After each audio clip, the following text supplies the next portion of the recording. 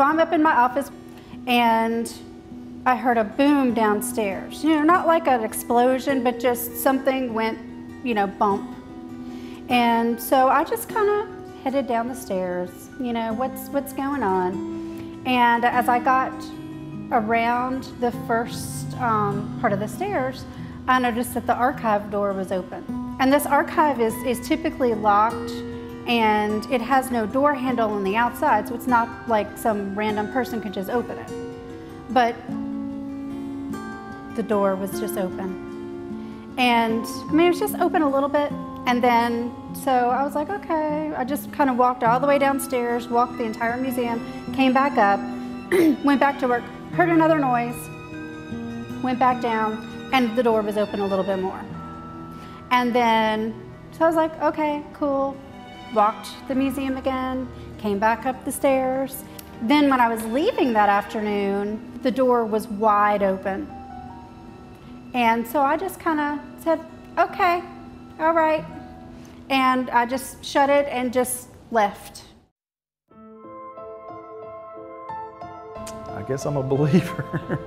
Come see for yourself. I mean, it's amazing the stuff that's happened. We were both in the basement underground. Someone walks right over us, literally right over us. I mean, footsteps. I mean, there's nothing else it could be. Someone, I mean, this is literally inches from her head and a couple of feet from my head. And we actually get this on video where she actually responds to the steps. We checked, no one was in the building. No one was upstairs. No one, I mean, I don't know what. To actually hear footsteps or someone walk right over you, that's how profound that sound was. I mean, this was footsteps. There's no doubt.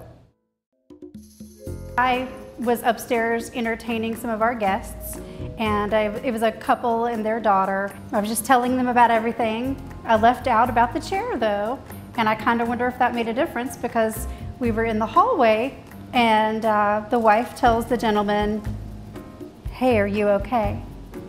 And then she turns to me and she says, "He sees things sometimes." And so he said, "Well, in that cream-colored chair by the window, I saw a very large figure." This chair was actually owned by Annie McCune, and who apparently was quite a large lady. And I went downstairs and I'm like, "Marty, Marty, Marty, Marty." And she comes yelling, "Marty, Marty, you gotta come hear this, you gotta come hear this." Well, the gentleman saw what he thought was Annie McCune's spirit sitting in that chair. And that's never happened before.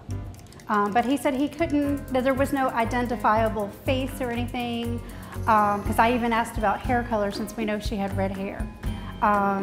But he said no identifiable face. He couldn't really make out if it was a man or a woman, but he really felt like by the dress, it was most likely a woman.